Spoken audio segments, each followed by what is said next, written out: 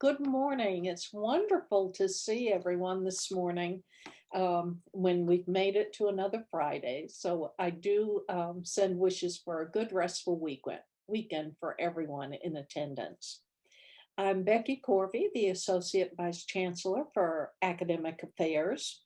And you probably know me best for helping with new program proposals. The idea for this webinar series really rooted in the redesign of our new program proposal process, in that we are committed as a university system to high impact practice and student success initiatives, and believe strongly that it needed to be included in all proposals that came to the board for final approval.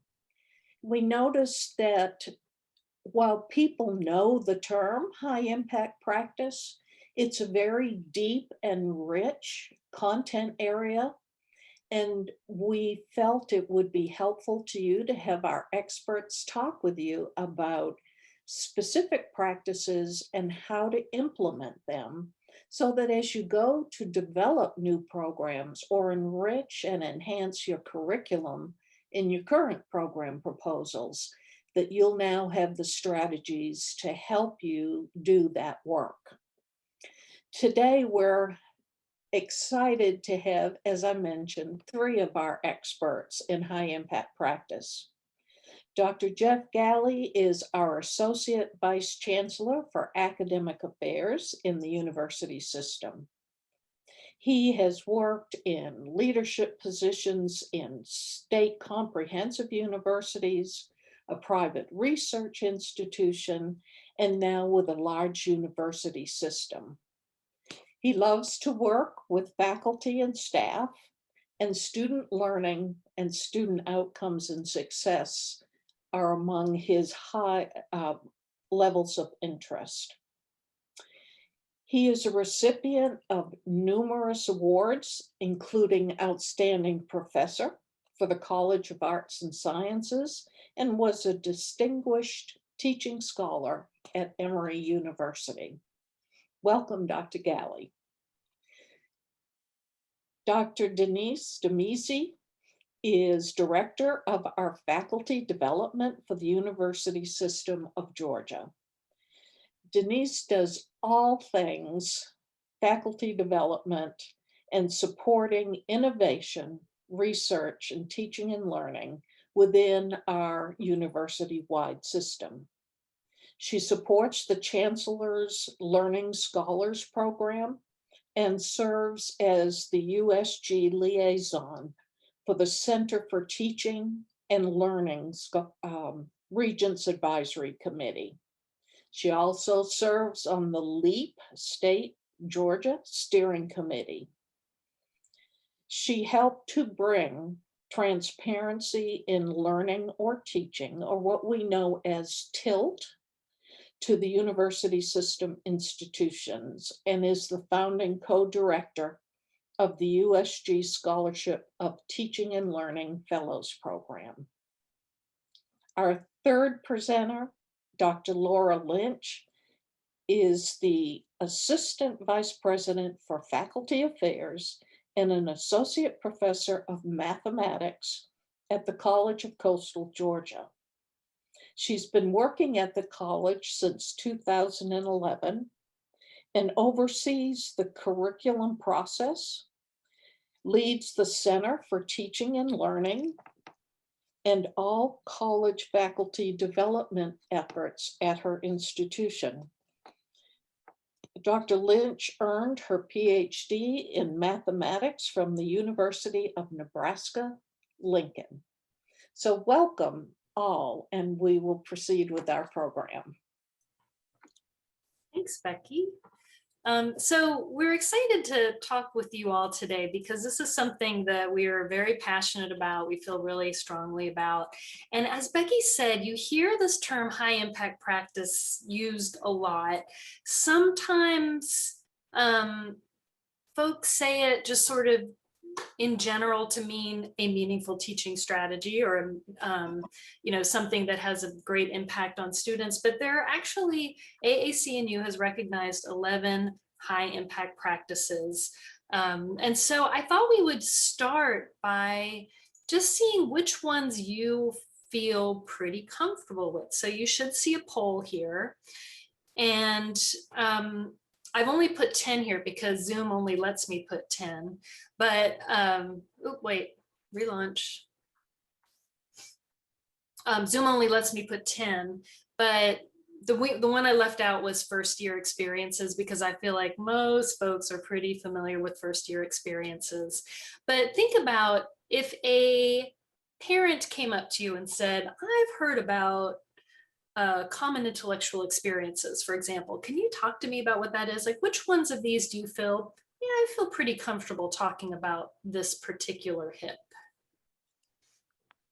So I'll give you all a few minutes. We can only check one. It doesn't allow us to check more than one. Oh, okay, hold on. I'm going to end this poll. Edit.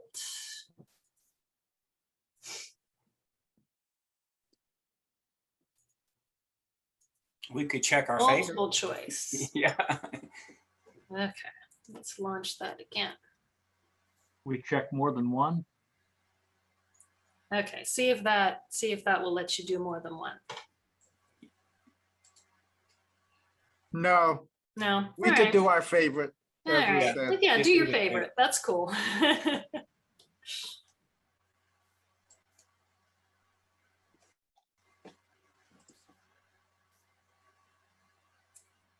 I'll give you another couple seconds here to think about these.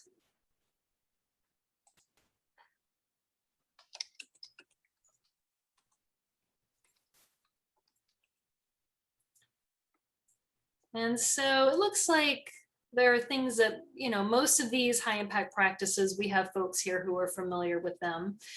Sometimes we think that sometimes some of our high impact practices are pretty easy to implement at a course level, and some of them are more programmatic levels. And so what we're going to talk about in today's webinar is not really get too into depth with the specific HIPs, but let me just put in the chat right now a link to those 11 HIPs on AAC&U's website.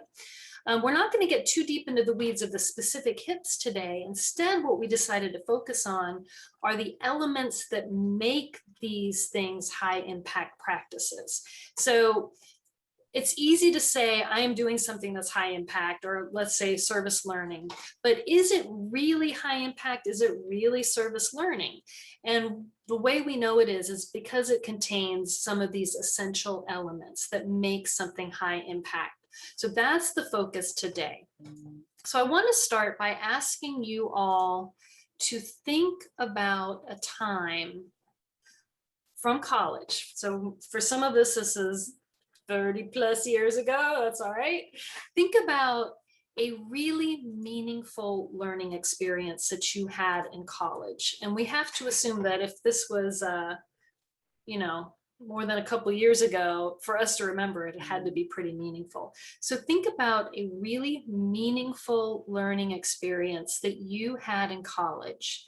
And I'm going to stop talking for almost a minute and let you think about it and maybe write down some key things that you remember from this really meaningful learning experience from your college career. So I'm going to stop now for about 45 seconds.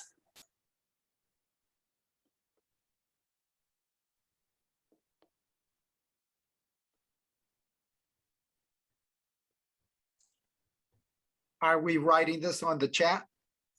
Just write it down in front of you, and I'm going to give you an opportunity to share in a minute. Thank you.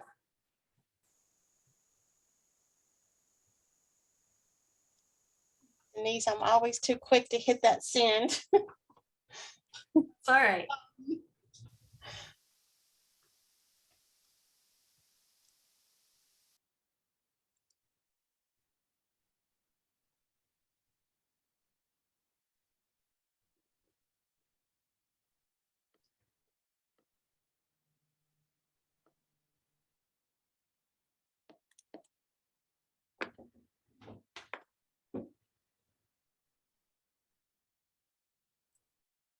Okay, hopefully that was enough time for you to at least recall a really meaningful learning experience. Now in the chat, I have put a link to a menti.com. If you would click on that link, go to that site and enter words that represent that experience. I'm lost. I don't see anything on my screen. Can you find the chat? Find the chat, yeah. So in the chat, there should be a link to click to, and it should open up a web browser. 3 links. Which link do I push? It's 4084 or 67YA to end with. They should be the same. Okay. The I've got menti.com/. menti.com. Oh, yeah. Okay. So in the chat, just click on that link. Okay.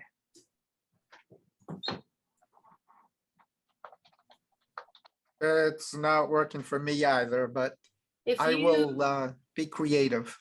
if it's not working for you, you can just put some of those in the chat, but I'm going to share right now what those of you who have found it are putting in here.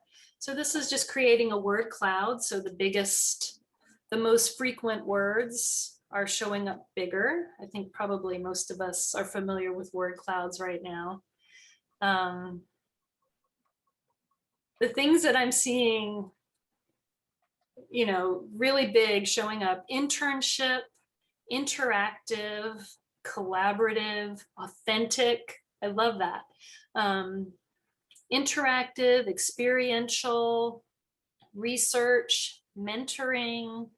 I see the word project, global. This is great. I mean, we could not have scripted this better, because this is exactly the type of thing that we see in high impact practices. And this is what our students report when they engage in truly high impact practices. So this is beautiful. Thank you so much. I'm going to ask you to remember these things as I now turn it over to Laura to talk about the 8 elements.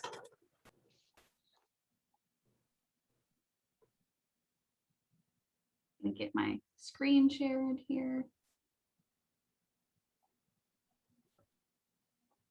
Okay. So in 2008, George Koo, on behalf of the AAC&U, came out with this list of 8 key elements for what makes something a high impact practice. Because if we go back for a second at the list of high impact practices, if we just take one example, like collaborative assignments, okay, I think of group work. I can definitely think of some poorly executed group work assignments I have seen in my past. And depending on how poorly executed those things are, they weren't particularly high impact. So just because something might fall under one of these categories doesn't really mean that the students will necessarily have a high impact experience. So what we want to do is really think about what is special about these types of practices that make them high impact. And that's where this list of 8 key elements originates. So some of these you look at and it makes complete sense. But some of these might be a little more challenging to think about, well, what exactly does that mean? So we'll kind of go through all of these, and on the ones that maybe we think very differently about, particularly different disciplines, I'll ask you guys to chime in some good examples just to share with everyone. So first up, high expectations. So when we're talking about high expectations, is exactly what you think of. It's just having high performance expectations for your students. And so examples would be assignments that maybe are a little more challenging than what their current ability is at. So it stretches them just a bit.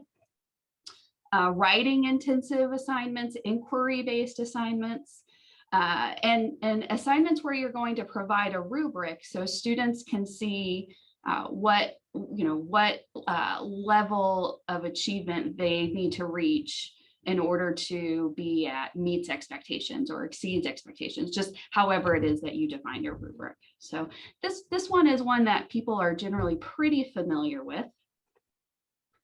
Let's go ahead and look at time, effort, investment. And I'm going to see if I can get the chat up so I can keep an eye on that at the same time. Okay, so time, effort, investment, that can mean different things. It depends on how your course is structured. But let's say you have a typical 16-week course, or maybe you have a 4-year program, right? Because high impact practices, as Denise said, could be within a course, but it could be more programmatic. Then what you're doing is you have some sort of assignment or just outcome goal for the student that requires them to invest significant amount of time over a period and effort. So in a lot of classes, writing classes, for example, you might have a large paper where students have to first give a topic, and then maybe they give their outline or their annotated bibliography, and it works up into these stages. They're scaffolding it so that over the course of the semester, they're getting to this big final culminating assignment. This is definitely one of those things that looks very different in different disciplines. So if you would share in the chat, what are some examples that you've seen for time and effort investment?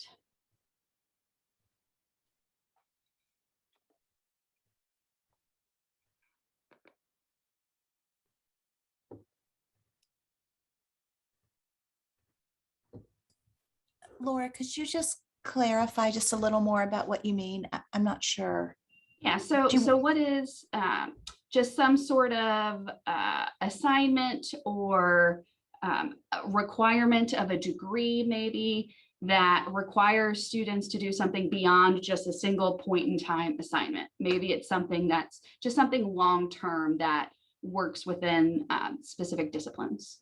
So we've got some great examples that are popping up. A laboratory research project that spans the full semester, that's great for those STEM disciplines. A research project where students design studies, collect and analyze data, present their research at the end of the semester in a poster presentation, that's good for STEM, but then that also works in any sort of area where we're doing research. So I'm thinking psychology is a really popular one at my institution where I would see something like that. Thank you, Judy, for that suggestion. I use a personal project like planning a wedding or holiday. Each week they do part of the plan and produce total reports, including weekly reports into one big one. That would be great. At my institution, we have a hospitality degree. And that would be an awesome example. I might suggest that to one of our professors. They may already do that. So yeah, this is great feedback. I hope you guys are able to kind of look through the chat to see some of these. Semester-based project with simulation at the end. Very cool. Yeah, so this one, these things can look very different depending on the discipline, but just something that happens periodically throughout the semester or periodically throughout the course of the program. So for example, our education students intern over the course of 2 years, and the way that internship looks depends on where they're at in the program. It gets more intensive. Yeah. Okay. Let's talk about feedback. So feedback, we're talking about grading, but not always are things tied to grades. So any sort of feedback, whether it's an assignment that's going to lead to a grade or not, and giving that feedback frequently,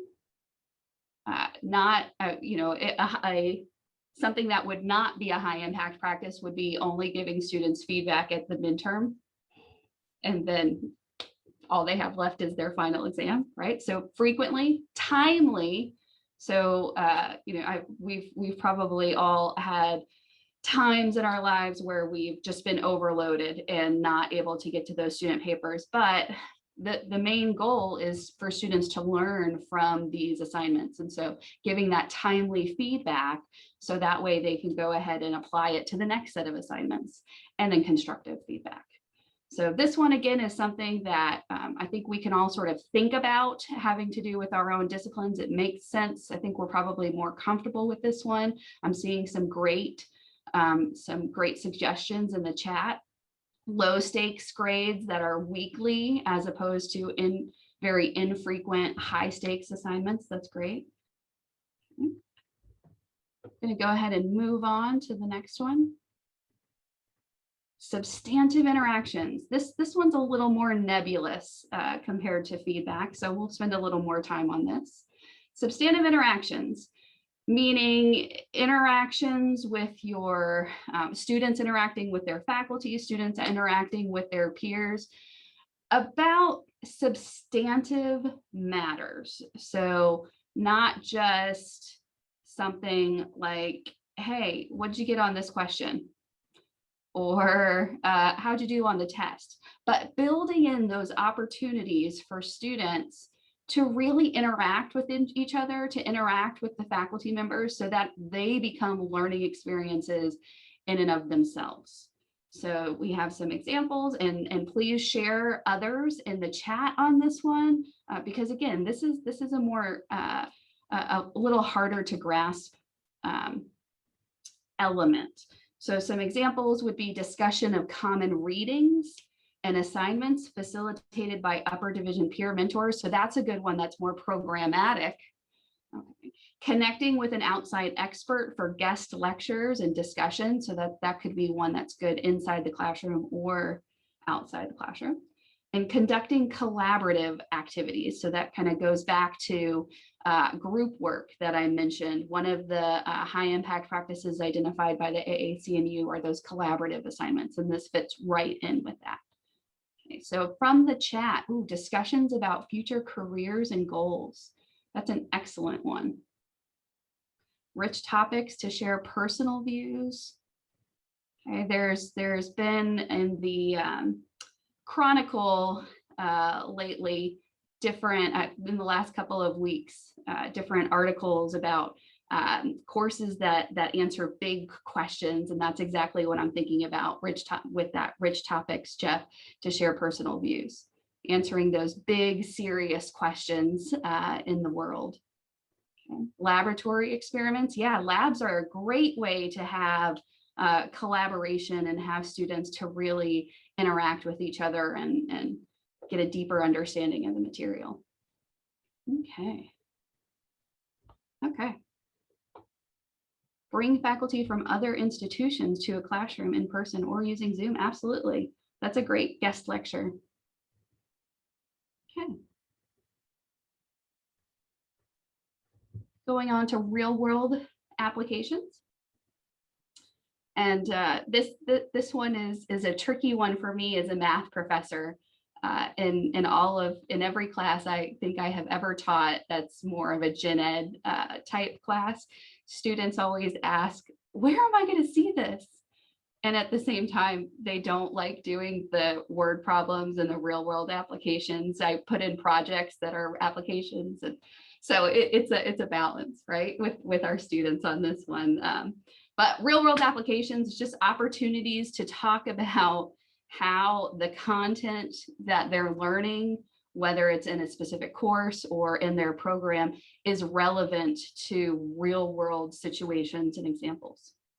So the most obvious is probably those internships or practicum experience, clinicals and nursing, where the entire course is just applying the knowledge that they've learned from their courses, from their program in general, to the real world and what their future career is going to look like. Okay. Developing a portfolio assignment to integrate learning so they can see preparing for that job interview in their future when they need to have a portfolio potentially prepared depending on their discipline, and completing pre-assessment and culminating reflective assignments. Those in general don't have to be real world applications, but you could create pre-assessments or post-assessments reflections that have students think about how the content applies to the real world. Okay. And so some great things from the chat here. How how a story or an essay in an English class applies to life, culture, and society. Absolutely. Students love finding themselves in the text or finding how the text reflect or confront societal or cultural issues or problems. Making the assignments not simply essays, but emphasizing transfer of course content to authentic or future forms, really having the students think about how are they going to use this. That goes to that reflection and culminating assignments. That's great. Students producing live video coverage streamed by the university athletic department. Students arranging interviews with athletes and coaches. Oh, that'd be great. Very cool. Okay. Okay, diversity experiences. This is an interesting one that it also really changes depending on the discipline. Talking about experiences with diversity in, say, a sociology class versus experiences with diversity in, say, one of my math classes. So I'd love to hear what you guys have to say for examples on this one. But when we're talking about diversity experiences, we're talking about exposing students to people, circumstances, and also having those students, grapple with and contend with people and circumstances that differ from their own or just from what they're familiar with. So some great examples, service learning. Service learning is one of those high impact practices identified by AAC&U, but having that service learning specifically deal or involve people from very different backgrounds from the students in your class or your program. Having students research diverse groups. In my math class this fall, every week, I'm going to be highlighting a minority mathematician or scientist to kind of bring that in. And so that is an element of a high impact practice. It's not a high impact practice in itself, but it gives students that diverse experience and something that we generally don't think about in mathematics. Okay, so we have in the chat, I have Kim students talk about what career they would like to pursue. Let's see, and they give this talk to the class. So that's really talking about the diversity then of what can be done with chemistry or any discipline, which is good. Okay. Making sure the course materials contain diverse voices and research. Okay. Having nursing students provide foot care for homeless individuals. Working as editors on a collection of immigrant narratives with a community partner and learning how to honor the voices and writings of others. That's an awesome project. Okay. First, teaching students how to listen to and talk with others who have different perspectives and experiences. Absolutely, David, that is really important. We can't expect these students to necessarily know how to interact with people that they're just not comfortable talking with. And for a lot of our students, across the university system, they're coming from very sheltered, isolated backgrounds where a lot of students didn't have a chance to really get out or travel or anything like that. Diversity in math, have students discuss the history of zero and algebra. I love that. I love that. I also teach a history of mathematics course, so great. Okay. Got a couple more here. Dissemination. Dissemination and just talking about public demonstrations or displays of whatever it is that the students have learned or discovered during the course of their semester. So oral presentations, undergraduate research events, or graduate research events. Okay.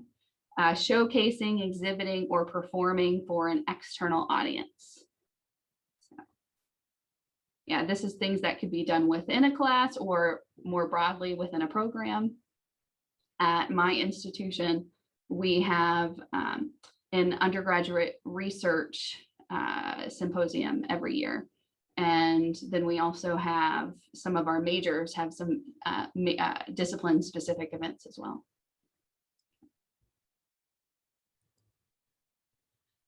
Ooh, this is interesting. I have students keep a nature journal, and then they are to summarize their results in writing as a talk to the class. That's really neat. Yeah, and in some sense, discussion boards in of themselves are a form of dissemination. So if you're teaching an online class, or if you're just using online assignments in a face-to-face class, those can be dissemination. Senior music recitals, absolutely. Okay, and then let's talk a bit about this last one, because this is another one that really, it could look completely different from discipline to discipline. And there's so many ways that we can think about reflection and integration. We could spend an hour talking about just this particular element. There are so many ways to do this. So when we're talking about here, periodic structured opportunities, okay, for students to reflect about what they've learned, and also to integrate their learning into other projects, into other classes, applying that to other situations.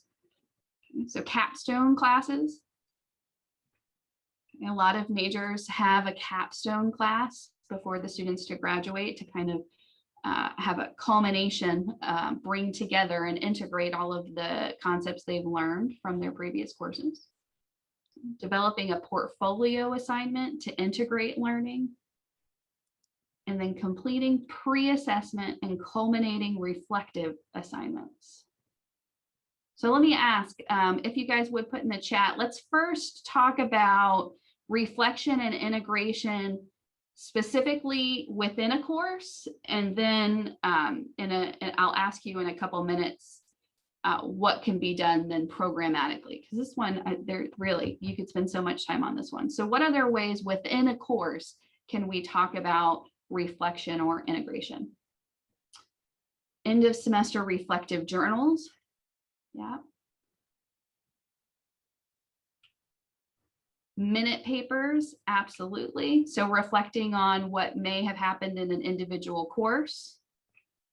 Okay, final papers, reflecting on the entire internship experience. Exam wrappers, after the first exam, could be after any exam, to reflect and improve on study habits.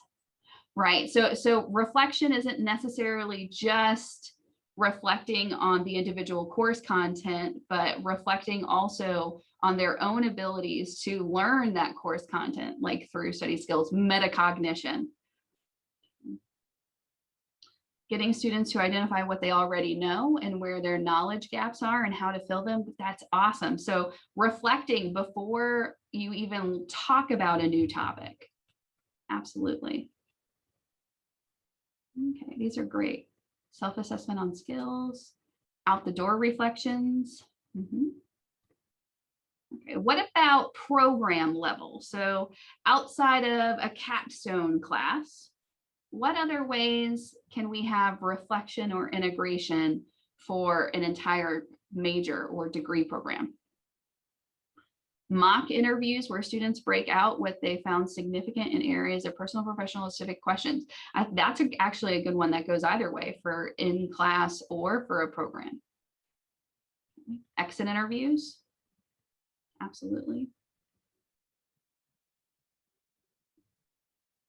I think that one of the interesting things about the key elements is there's overlap. Sometimes you have things that could apply to both of them. So dissemination, if we think of that, that senior thesis, for example, that a student may be required to write, that could be both reflection, integration, and dissemination.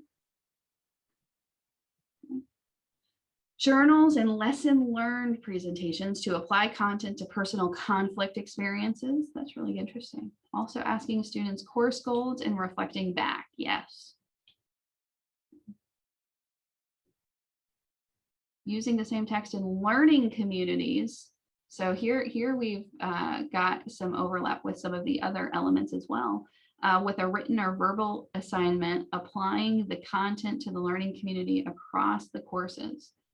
Okay, so that's a great one that kind of spans substantive interactions as well. Time, effort, investment, because it's something that's happening multiple times in multiple courses.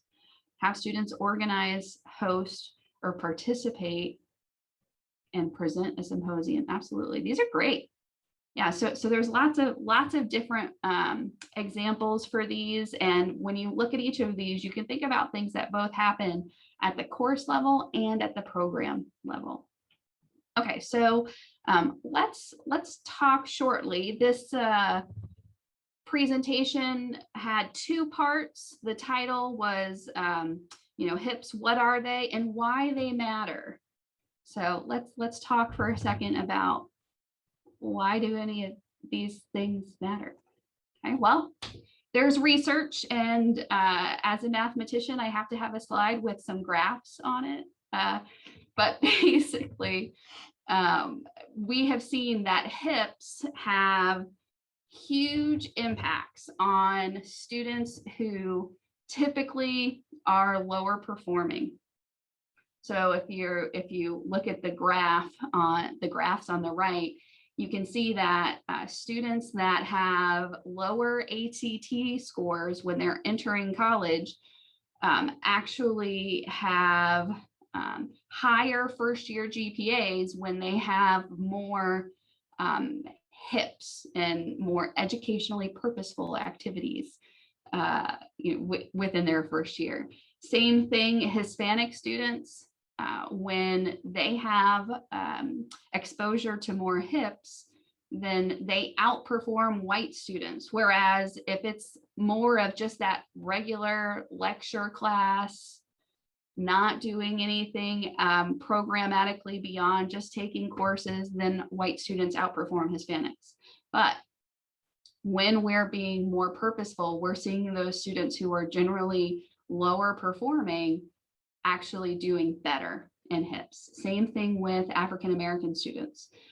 There's an even steeper curve with African-American students where they outperform their white counterparts and are more likely to continue in college when they're exposed to high impact practices.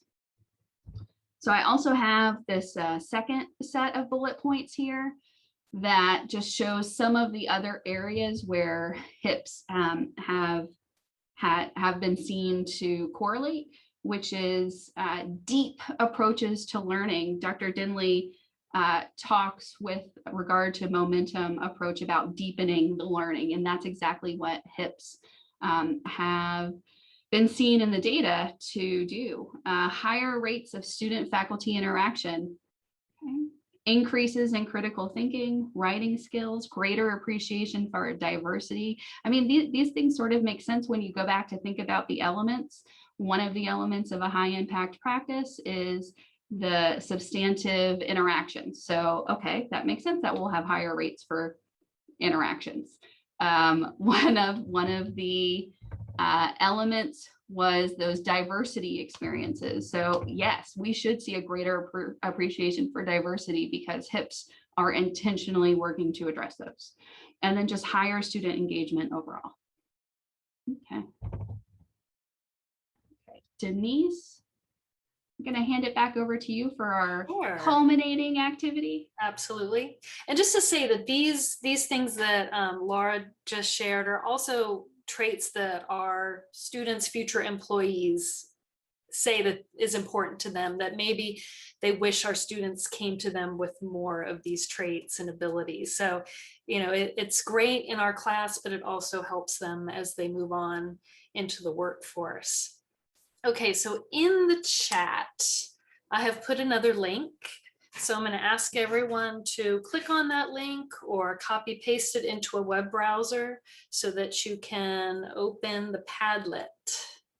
And I'm going to go ahead and share my screen with you. So with Laura, you all just shared some great examples of your own assignments that incorporate some of these 8 elements. Now we want to step back and thinking about the program proposal process. Those of you who will be putting in program proposals, maybe working with professors who have some ideas in their class that what we're calling LIPS, low impact practices, and thinking about how we can turn these into high impact practices. So we're asking you to apply now what we've talked about in the past 40 minutes, as if you were helping someone make a low impact practice into a high impact practice. So hopefully you all have been successful in opening this web browser, opening the Padlet into your own web browser. So I'm sharing my screen here, but I'm hoping that you will be able to also open it in a web browser so that you can add to it. So the idea is that we are going to put you into breakout rooms for 10 minutes. Now, before everyone leaves the meeting, I know this is what happens. Breakout rooms, no, I'm out of here. I'm going to give you a choice. So I'm going to give you the choice to enter a breakout room so you can work on this with a small group.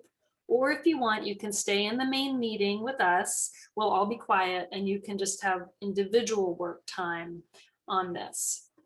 So if you go into a meeting, into a breakout group, or if you decide to stay here, maybe just choose one or two from these 5 little scenarios. Someone's already put something in there. Talk about these low impact practices and how you can turn them into a high impact practice. So the example that someone has already given, don't give such a long paper unless this is a graduate level paper. So you can put your ideas in a comment like this here, or if you want, you can click the add button and add your idea for transforming it. And if you do that, then other people can comment on your suggestion. So we're going to give you about 10 minutes to work on this. I'm going to give you a choice. You're going to have a little prompt that says enter the breakout room. If you don't want to, that's okay. You can stay here and work on it individually. And we're going to come back in about 10 minutes. So let me just do my little work here. Okay, so I'm not going to automatically move you into breakout rooms. It's going to be 10 minutes long. Looks good. Okay, so I'm going to go ahead and open the rooms.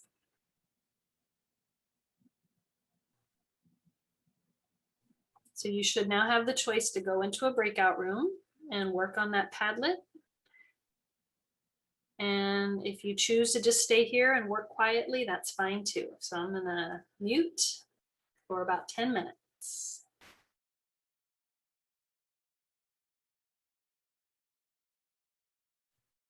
All right, I think everyone is back.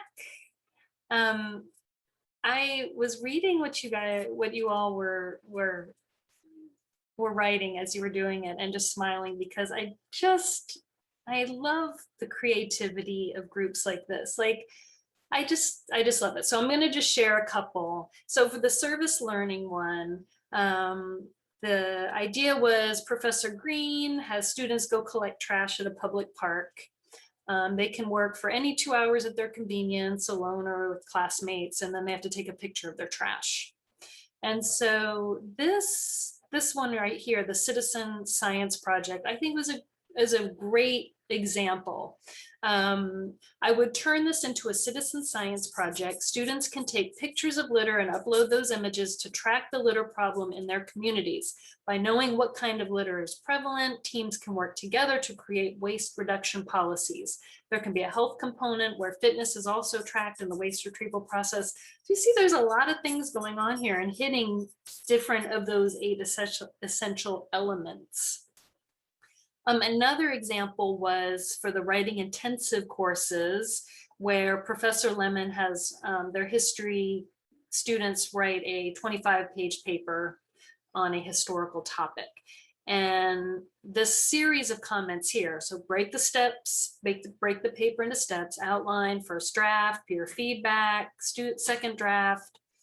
When breaking the paper down, allow some class time for all students to reflect and inquire. Scaffolding. So and with drafts and peer review. So we've got, again, a bunch of those 8 essential elements represented here. And then the last one I'll just talk about is this internship idea. So these comments said, so have students maintain a reflection journal indicating how they're applying course knowledge. That is so key. So not just, we have to scaffold reflections, right? Otherwise students will just say, here's what happened. Instead, we want to say, here's what happened, and here's why it's meaningful, and here's how it relates to my course, and here's how it relates to my future endeavors. And this comment here, students select an internship that highlights their skills and interests. Yes, please. Set goals at the start, keep a weekly journal to reflect in on regular meetings with their supervisor or other mentor. So we're seeing some extended time together, substantive interactions. Again, a lot of things here. Finally, the student will complete a wrap-up interview to discuss whether they met their goals, ongoing reflection. Excellent. You guys, you all did a really great job of thinking about these low impact practices and making them high impact. And so hopefully when you're doing course proposals, you can help your faculty, or if you're the one who's writing it for your own, help think about how to make these things more high impact. We have just like 2 minutes left, and I'm going to let Jeff talk about what's coming up. Hey, in the Wendy, next sorry to call webinar. you again. Yeah. Quick So question. I know you when, and when Eric Dr. interviewed- Corby and Dr. Vind asked us to gather some materials for 2 webinars, we arbitrarily divided them into this one, a definitional enrichment kind of topic. And then the second one will be devoted to specific questions in the degree proposal that relate to these matters, to HIPs. So questions 33, 34, there's an occupational technical skill question 37. There's chart learning. So the next one is going to involve exemplary programs in the USG that have done this, the work that we described today, and some examples of what might be offered, going deep as much of the creative offerings here today have done, to make these degree proposals really sing, with the high impact practices that the USG really values. So next Thursday at 1, it'll be high impact practices, exemplary programs, and examples, with some attention to specific questions on the degree proposal form. So I know that probably Jeff and I, and maybe Laura and Becky can hang around if you all have questions, but we'll go ahead and just thank you all for coming, and hopefully we've got you started thinking about high impact practices, and then next week you'll get to see some more specific examples at different institutions.